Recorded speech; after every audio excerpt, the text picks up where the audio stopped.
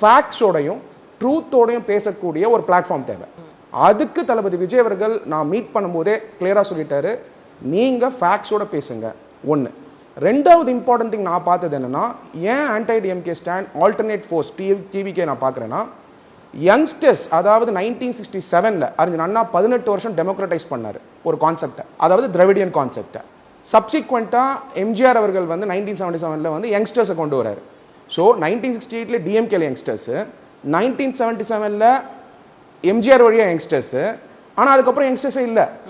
ஆனால் யங்ஸ்டர்ஸ் எது வழியாக வந்தாங்க? காலேஜ் ஸ்டூடெண்ட் கிளப்ஸ் வழியாக வராங்க, மாணவர் கிளப்ஸ் வழியாக. ஆனால் ஸ்டூடெண்ட்ஸ் ஏணி வந்து அந்த ஏணியில் ஏறி வந்துட்டு அந்த ஏணியை தட்டி விட்டுட்டாங்க. அப்போ ஸ்டூடெண்ட்ஸ்க்கு வந்து ஆப்பர்ச்சுனிட்டியே இல்லாமல் இருக்குது. இன்றைக்கி பிரசிடென்சி காலேஜ்லேருந்தோ ஒரு பர்டிகுலர் காலேஜ்லேருந்தோ ஸ்டூடெண்ட் யூனியன் அப்படிங்கிற கான்செப்டே இல்லை.